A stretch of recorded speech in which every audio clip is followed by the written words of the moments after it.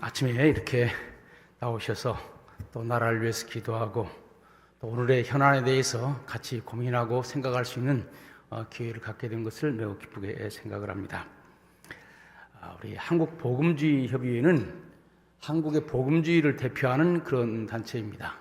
그러나 이 복음주의라고 하는 것은 우리가 만든 것이 아니고 초기 한국에 온 선교사들이 우리 한국 기독교는 복음주의다 그렇게 말씀을 한 겁니다. 우리나라의 가장 대표적인 선교단체가 북장로교 선교부입니다. 그런데 1880년대에 자기들의 선교 정책을 정하면서 우리가 복음주의 노선에 서 있다고 하는 것은 온 세계가 다 아는 것이다 이렇게 설명하고 있어요. 그 다음에 1905년에 장로교회 4개 선교단체와 감리교회 2개 선교단체가 모여가지고 우리 한국교회 연합단체를 만들자라고 했는데 그때 결정한 제목이 뭐냐면 한국 복음주의 선교회 연합 공회라고 하는 것입니다. 복음주의라고 하는 단어는 최근에 나온 단어가 아닙니다. 원래 우리나라에 온 선교사들이 세계에는 여러 종류의 기독교가 있는데 한국에 있는 기독교, 장로교든 감리교든 어떤 교회를 막론하고 우리 한국에 있는 기독교는 복음주의다 그렇게 얘기를 한 거예요. 그런데 이런 복음주의적 정신을 그래도 대표적으로 강조한다고 나선 것이 우리 한국복음주의협의회다 이렇게 생각을 합니다. 그런데 올해 작년이네요. 벌써 작년에 세계복음주의대회가 우리나라에서 열렸습니다. 그러면 이 복음주의가 뭐냐? 여기에 대해서 이 세계복음주의대회의 그 서울 선언문에 5가지로 복음주의를 정의했습니다. 첫 번째는 뭐냐면은 하나님의 창조 질서를 믿어야 된다. 두 번째는 성경의 절대성을 믿어야 된다. 세 번째는 그리스도의 유일성을 믿어야 된다. 네 번째는 성령의 현재적인 역사를 믿어야 된다. 다섯 번째는 전도의 우월성을 믿어야 된다. 우선성을 믿어야 된다. 이것이 말하자면 서울 선언이 밝힌 5가지 복음주의의 핵심 내용입니다. 이 중에 사실 3가지는 오래전부터 복음주의가 강조해왔던 것입니다. 성경의 절대성, 그리스도의 유일성, 그 다음에 전도의 우선성, 이것은 복음주의가 강조해왔던 거예요. 왜 이것을 강조했느냐 하면은 성경의 절대성을 부정하는 자유주의 신학이 나오고 또 그리스도의 유일성을 부정하는 다원주의가 나오고 그 다음에 전도보다는 영혼 구원보다는 사회에 나가서 사회 행동을 하는 것이 더 우리의 사명이다 이렇게 주장하는 사람들이 나왔기 때문에 복음주의는 그런 것이 아니다 라고 하는 것을 분명하게 천명을 한 것입니다. 그리고 이번에 거기에 나와 있는 단어 가운데 성령의 현재적인 역사라고 하는 단어가 나온 것도 매우 중요한 것입니다. 과거에는 성령은 신약성경에 나타났고 지금은 잠잠하다라고 하는 일부의 주장이 있는 거예요. 그것이 아니라 성령은 지금도 역사하고 계신다라고 하는 것을 이번에 천명을 하게 된 것입니다. 그런데 이것 못지않냐 이것보다도 더 중요한 것이 뭐냐면은 하나님의 창조 질서, 이것이 복음주의의 핵심 과제에 들어간 것은 제가 볼 때는 이번에 처음이라고 생각을 합니다. 지금까지 복음주의의 3대 특징이 있고 5대 과제가 있고 그랬지만은 하나님의 창조 질서라고 하는 단어를 복음주의의 핵심 과제에 넣은 것은 이번 처음이라고 생각합니다. 여러분들 왜 그랬을까요? 여러분들 선언문이라고 하는 것은 그 시대에 맞게 우리 기독교가 어떻게 행동해야 될 것인가를 밝히기 위해서 선언서를 하는 것입니다. 그냥 하는 게 아니에요. 여러분들 지금까지는 우리 기독교를 넘어뜨리는 가장 큰 적을 우리 안에서만 찾았습니다. 안에서 뭡니까? 성경의 권위를 무너뜨리는 고등평. 성경의 권위가 무너지면 기독교가 무너지지. 이거 지켜야 되겠다. 그 다음에 그리스도의 유일성을 거부하고 모든 종교의 구원이 있다고 하는 종교 다원주의. 이거 들어오면 교회가 무너지지. 이렇게 생각을 하고 그걸 지키려고 노력을 했던 것입니다. 그 다음에 교회가 사회단체처럼 사회 행동만 하고 복음 전하는 전도의 중요성을 강조하지 않으면 교회는 교회가 아니다. 이런 것들은 어떤 면에서 보면 교회 안에 있는 적들과 싸우기 위해서 만들어낸 것이라고 하는 거예요. 그런데 최근에 매우 중요한 어젠다가 등장하기 시작했습니다. 그게 뭐냐면은 우리 교회를 넘어뜨리는 적이 교회 안에만 있는 것이 아니라고 하는 것입니다. 교회 안에만 있는 것이 아니라고 하는 거예요. 여러분들 오늘 제가 얘기하려고 하는 핵심 메시지가 이것입니다. 교회를 무너뜨리려고 한 적이 교회 내에서 우리가 도덕적으로 갱신하고 신학적으로 깨끗하게만 하고 이런다고 해서 교회가 존재하는 것이 아니라고 하는 거예요. 사실 영적으로 얘기한다면 공중권세 잡은 어둠의 세력이 교회 안에서가 아니라 교회 밖에서 싸우고 있는 거예요. 더 구체적으로 말한다면 안에 있는 교회적과 밖에 있는 공중권세 잡은 어둠의 세력이 같이 힘을 합해가지고 교회를 넘어뜨리려고 하는 거예요. 그래서 우리 오늘날 한국교회는 이런 상황을 잘 알아야 됩니다. 그럼 밖에 있는 적으로부터 교회를 방어하기 위해서는 뭘 내세워야 되느냐? 하나님의 창조 질서를 내세워야 된다고 하는 거예요. 하나님의 창조 질서가 무너지게 되면 다른 것들도 다 무너지게 된다고 하는 것입니다. 그래서 이제 지금까지는 우리의 싸움이 우리 안에 있는 싸움, 자유주의 신약이냐 아니냐, 물론 이것도 중요합니다. 다원주의냐 아니냐, 이것도 중요해요. 그러나 더 이것 못지않게 중요한 것은 뭐냐면은 우리 교회를 둘러싸고 있는 바깥의 환경이 교회로 하여금 존재할 수 있게 만드느냐, 존재하지 못하게 만드느냐, 이 우리의 눈을 크게 떠서 교회 밖에 있는 환경까지 살펴봐야 된다고 하는 것입니다. 이런 점에서 이제 복음주의 교회들이 눈을 돌려가지고 우리 성경을 중심으로 하는 특별 계시만 얘기하는 것이 아니라 하나님께서 자연을 통해서 주신 일반 계시, 창조 질서에도 우리가 관심을 가져야 된다라고 하는 것을 이번에 얘기를 하고 있다. 저는 그렇게 생각을 합니다. 그러면 결국 복음주의 교회도 사회 참여해야 된다고 주장을 하니까 결국 진보주의 교회와 다를 것이 뭐냐, 이렇게 주장을 하는 분이 있을 거예요. 지금 묘합니다. 70년대 80년대에는 진보주의가 사회 참여한다고 왜 교회가 교회를 하지 않냐고 사회 참여하느냐 비판하는 것이 보수주의가 진보주의를 비판한 내용이었습니다. 지금 거꾸로 진보주의 교회가 왜 교회가 교회일만 해야지 왜 사회일까지 하느냐, 왜 나가서 뭐 데모도 하고 그러느냐. 옛날에 보수주의가 진보주의를 비판했던 얘기를 이제는 진보주의가 보수주의를 향해서 비판하고 있어요. 아이러니죠. 그러면 뭐가 다르냐라고 하는 거예요. 진보주의의 사회 참여는 대체적으로 세상은 이렇게 흘러가는데 우리 거기서 떨어져서는 되겠냐, 세상의 보조를 맞춰야 된다, 그런 의미의 사회 참여를 얘기를 하는 거예요.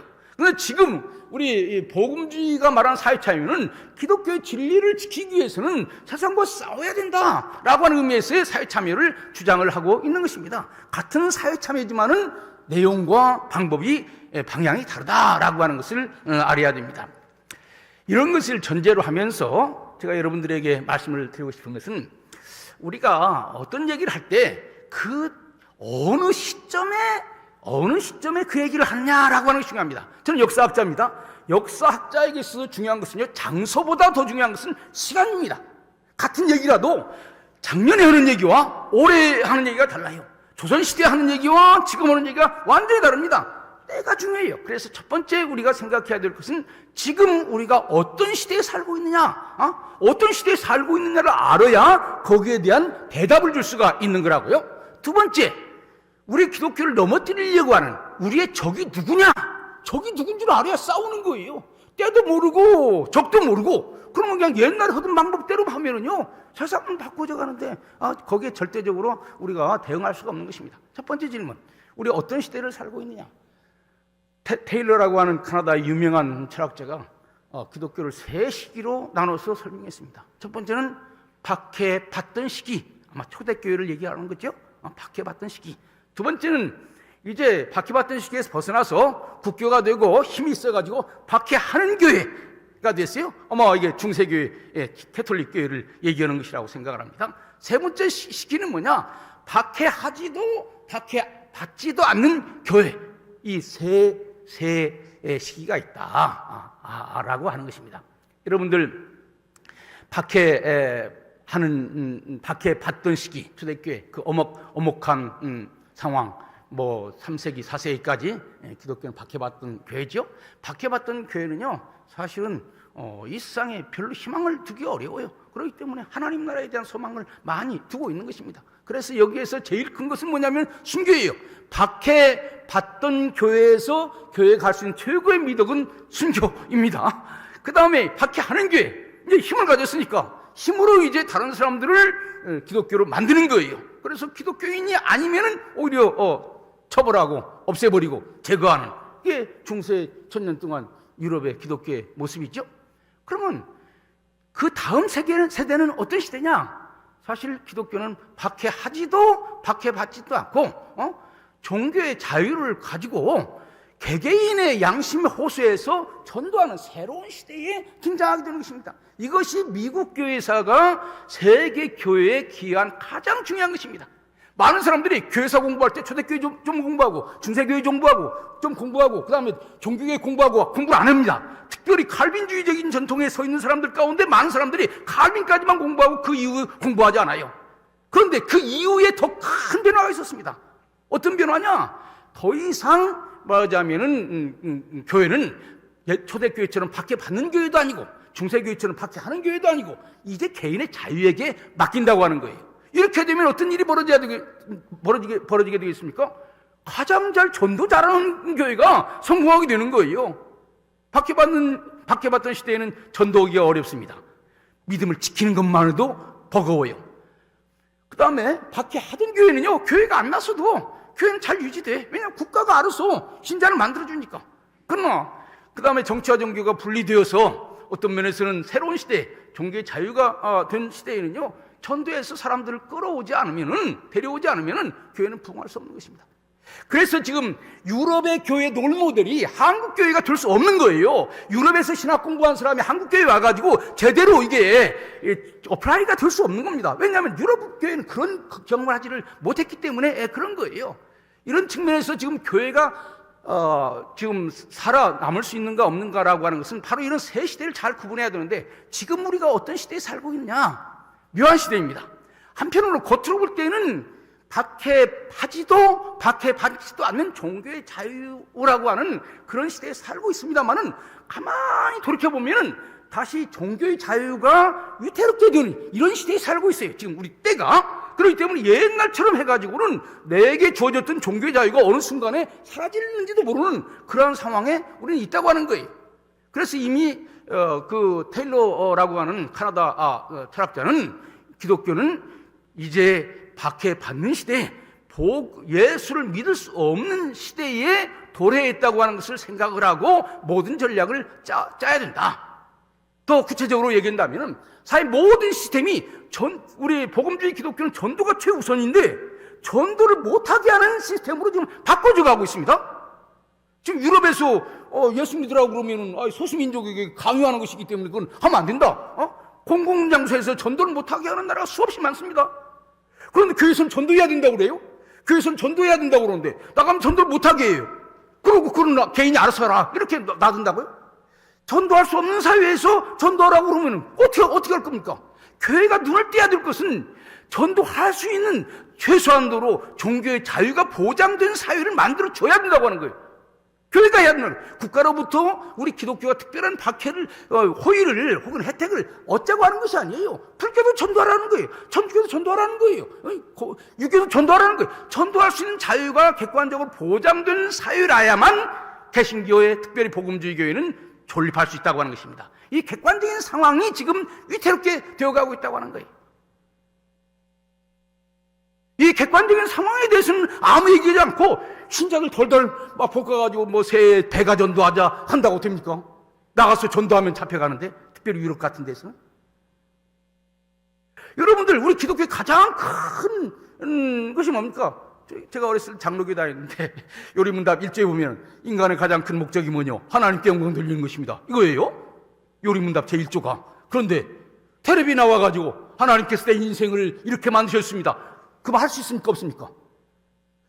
요리문답 제1조도 공공장소에서 마음대로 못하게 하는 사회에 우리가 그런 데 대해서는 아무 얘기하지 않고 그냥 교회에서 하나님께 영광 돌려야 된다. 얘기만 해서 되냐 이거예요. 예수님께서 오신 날이 얼마나 귀한 날입니까? 인류의 가장 큰 축복이 예수님께서 오신 거 아니에요?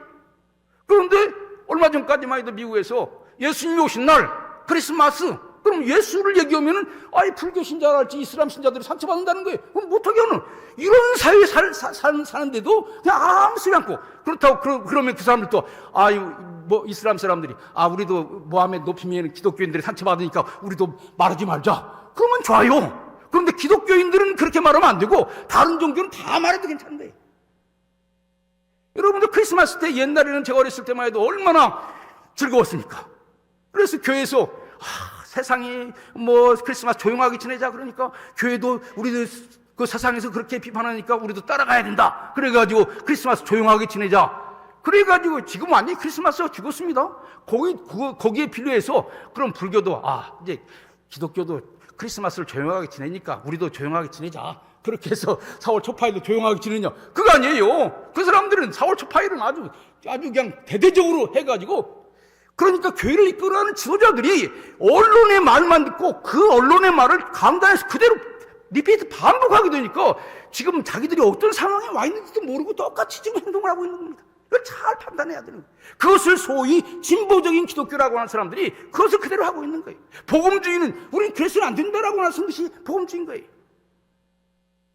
우리가 살고 있는 때가 어떤 시대인지 알아야 됩니다. 그러니까 앞으로 우리 교회된 모든 선교 전략은 기독교의 복음이 마음대로 잊혀지기 어려운 시대에 있다. 옛날에 미션스쿨을 통해서 얼마나 많은 사람들이 예수 믿었습니까? 미션스쿨에서 복음을 전할 수 없게 되는 거예요. 저는 어떻게 생각하면 여의도에서 빌리그램 전도대회 한 것 못지않게 큰 영향을 미친 것이 대공학교에 말하자면 미션스쿨에서 전도하지 못하게 한 것이 여의도에서 어마어마한 대회를 한 것 못지않게 중요한 것이라고 하는 거예요. 법률적으로 우리가 제대로 대처를 못했기 때문에 그런 일이 벌어졌고, 그 결과로 인해서 얼마나 많은 미션스쿨에서 복음을 제대로 전하지 못합니까? 그러니까 교회 안에서만 해가지고는 오늘 교회가 존재할 수 없는 상황이 되었다는 거예요. 이런 상황을 우리가 잘 알아야 된다는 거예요. 그러면은 지금 우리 교회를 넘어뜨리려고 하는 적이 뭐냐? 옛날에 우리 복음주의 교회는 교회 안에 있는 적과만 싸웠습니다. 금방 말씀드렸죠. 가장 크게 많이 싸운 것이 고등병, 그 다음에 진화론 이런 것과 많이 싸웠습니다. 그래서 제일 첫 번에는 교회에 대한 적이 교회 안에서 생겼어요. 그런데 이것이 이제 점점 커지기 시작해서 교회 바깥에서 하나의 진지를 형성하게 되었습니다. 그게 뭔지 아세요? 공산주의입니다. 공산주의. 공산주의는 아예 구체적으로 공산주의 혁명을 위해서는 기독교가 가장 큰 적이 된다. 방해 세력이 된다. 이것을 없애야 공산주의 혁명이 가능해진다. 이렇게 생각을 한 거예요. 공공연하게 기독교를 적으로 규정을 하고 기독교를 무너뜨리려고 작정을 하게 되는 거예요. 그런데 아이러니하게도 안에 있는 적이 밖에 있는 적과 같이 손을 잡고 기독교를 협공을 해오고 있는 것입니다. 이게 어려운 점이거든요. 그런데 이 공산주의만 가지고 되느냐? 공산주의가 사실은 실패했죠? 그런데 공산주의가 다른 세력과 연대하기 시작을 하는 것입니다. 그것이 뭐냐면은 소위 성평등을 내세워가지고 가정을 붕괴하려고 하는 세력과 손을 잡는 거예요. 그것이 또 무엇과 손을 잡느냐? 다른 종교와 손을 잡습니다. 묘하게도요, 공산주의는 종교를 부정한다고 하면서 다른 종교와 손을 잡았습니다.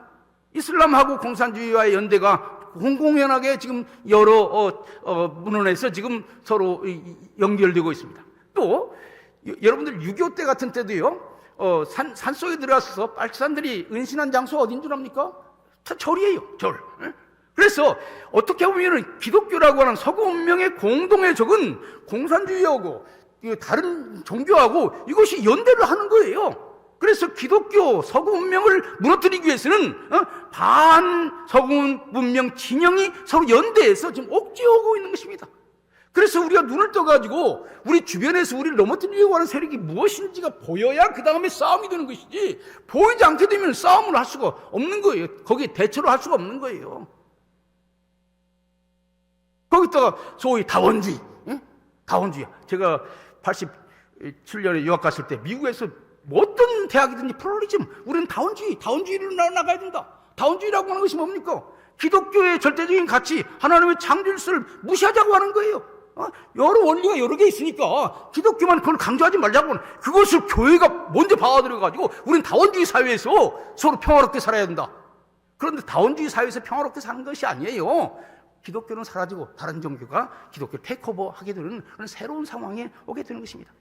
그래서 저는 우리를 넘어뜨리려고 하는 적이 무언가라고 하는 것을 알아야 되는데, 그것은 뭐냐면 안에 있는 그 기독교의 자유주의적인 세력과 밖에 있는 세력들이 손을 잡고 지금 협공해 오고 있는 이런 상황 가운데 살고 있다.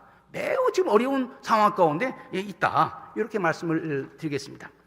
이제 좀 더 구체적으로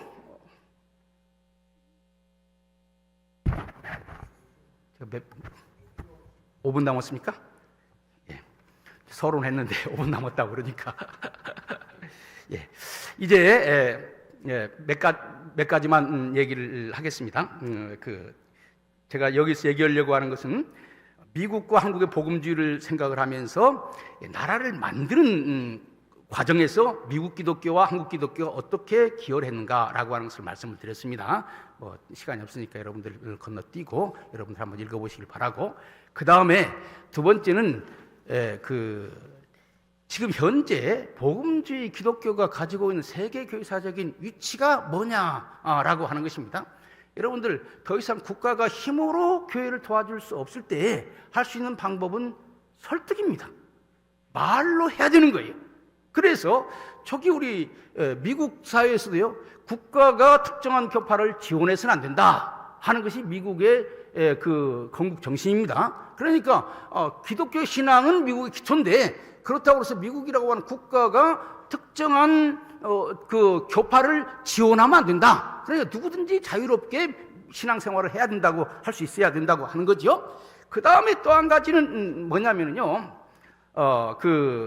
특정한 교파를 지원해서는 안 된다고 하는 것 동시에 자유롭게 복음을 전하는 데 있어서 어떤 제한도 국가가 만들어서는 안 된다. 그러니까 종교 행위를 하는 데 있어서 장애를 가져다 주는 어떠한 법률도 만들어서는 안 된다 라고 하는 것입니다. 그러니까 국가가 특정한 종교를 지원해서도 안 되지만은 국가가 특정한 법률을 만들어서 종교 행위를 제한해서도 안 된다. 이것이 미국의 건국정신인 거예요. 그런 건국정신에 의해서 미국은 다양하게 복음을 전할 수 있는 전도 방법이 발전되게 되는 것입니다. 많은 발전을 하게 되는 거예요. 이것이 우리나라에도 그대로 들어왔어요. 사실 1894년에 청일전쟁이 벌어졌을 때 이제 고종이 선교사를 찾아와 가지고 우리가 기독교를 국교로 했으면 어떻겠습니까? 라고 하는 것을 언더우드에게 넌지시 제안했습니다. 이때 언더우드가 한 얘기가 바로 이거예요.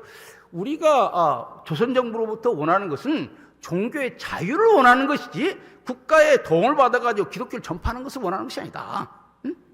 그러니까 미국이 말하자면 국교를 두지 않은 것처럼 우리 선교사들도 기독교가 국교화하는 것은 반대했습니다. 왜냐하면 국교화해가지고 정부 강제로 신자로 만들면은 그건 개인의 신앙적인 고백이 없이 신자가 되는 것이기 때문에 그런 것들은 수용할 수가 없다고 하는 거죠. 그래서 우리 기독교는 대신 뭐 됐습니까? 국가가 힘으로 교회를 돕는 것을 거부한 대신에 학교 세우고 병원 세우고 그 다음에 사회복지시설 세우고, 그래서 여러 가지 인프라를 통해서 복음을 전할 수 있는 수단을 만들어 놓은 거예요. 그래서 지금이 어떤 상황입니까? 학교, 병원, 복지 다 복음을 전할 수 없어요. 이것이만 날개가 꺾인 거예요. 이런 가운데서 교회가 옛날처럼 이 사회에서 열심히 성공할 수 있을까? 이게 지금 한국 기독교가 지금 가져야 될 가장 큰 위기라고 생각합니다. 그러니까 전도해야 되는데 전도하기 어려운 그런 새로운 상황에 와 있다고 하는 거예요. 학교를 통해서, 병원을 통해서, 복지를 통해서 전도하는 것이 어려운 새로운 상황에 와 있다고 하는 것입니다. 이런 것을 어떻게 극복해 나가야 되는가라고 하는 것이 우리의 중요한 과제다. 그 다음에 그 한국 기독교가 오늘날 여기까지 오는 데 있어서 기독교를 넘어뜨리는 가장 큰 세력이 공산주의라고 하는 것에 대해서는 일치감을 가졌습니다. 사실 미국의 진보적인 기독교는 여기에 대해서 분명한 생각을 갖지 않았어요.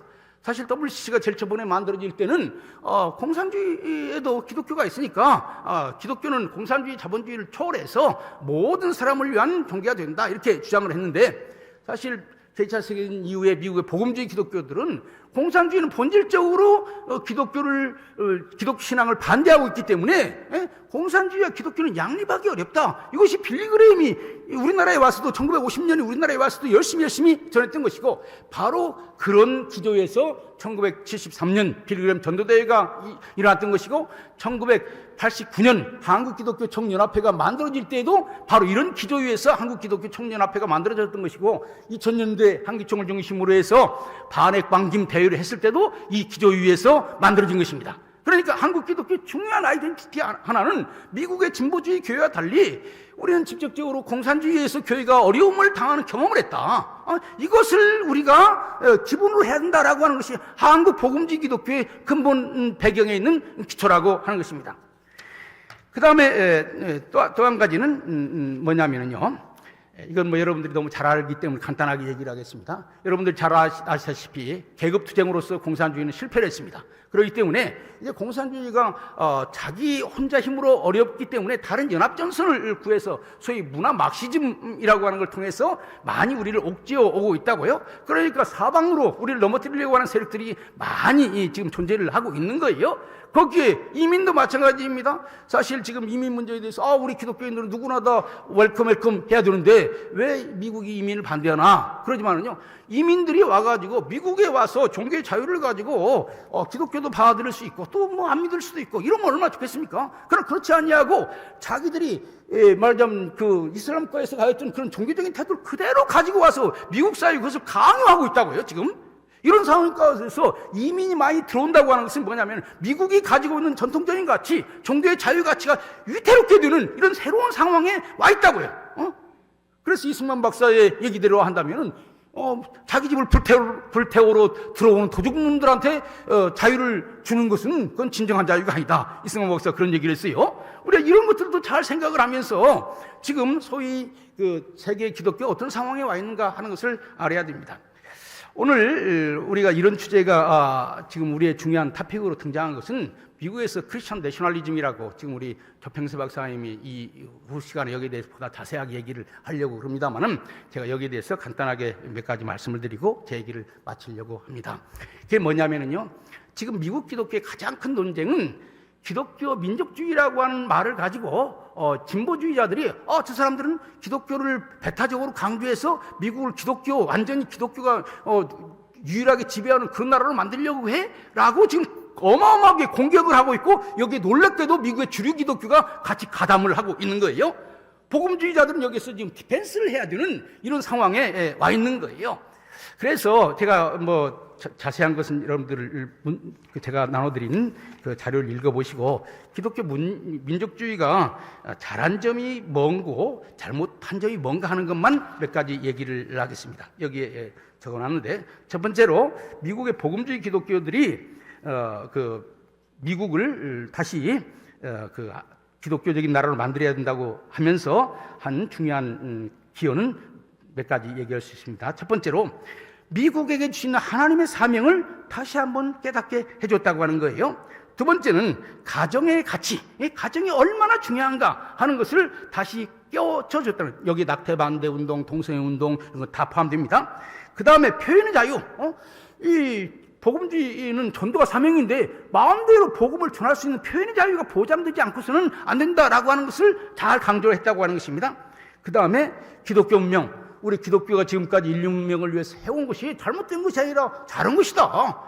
사실은 기독교가 들어와서 불평등이 많이 해소되었고, 빈곤이 퇴치되었고, 독재자에서 해방되었고, 미신에서 벗어났고, 얼마나 좋은 일을 많이 했는데 반말 기독교 얘기하면 우리가 잘못했다, 우리가 제국주의에 하수인 노릇했다 이렇게만 얘기하는데 그거 잘못되었다, 우리 기독교의 문명에 대해서 자신감을 가져야 된다, 이런 것들을 다시 깨우쳐준 것은 중요한 것이라고 생각합니다. 그러나 제 관점에서는 몇 가지 문제점이 있는데, 첫 번째로 미국의 기독교 민족주의가 미국 백인 우월주의로 흘러서는 안 된다. 사실 복음주의는 인종주의하고는 차별되는 것입니다. 어메이징 그레이스 그 찬송을 만든 사람이 복음주의자 아닙니까? 근데 그 사람은 자기가 노예에 매매한 것을 회개하는 그런 것을 만들었다고요? 복음주의는 인종차별주의하고 거리가 멀은 거예요. 그런데 미국의 일부 극단적인 사람들이 이런 쪽으로 복음주의를 끌고 나가려고 하면은 문제가 된다. 두 번째, 미국의 복음주의 기독교가 아예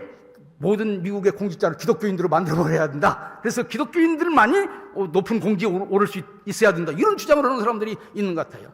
이게 과장된 건지 약간 뭐 그런 뉘앙스가 있는 것을 약간 과장해서 지금 비판하고 있는 거예요. 저는 복음주의는 국교를 주장해서는 안 된다 이렇게 생각을 합니다. 왜냐하면 신앙은 개인의 자유에 의해서 결단되어야 되는 것이지 국가가 강제로 해서는 안 되거든요. 그 다음에 세 번째는 복음주의는 어떤 특정한 인물을 절대화해서는 안 돼요.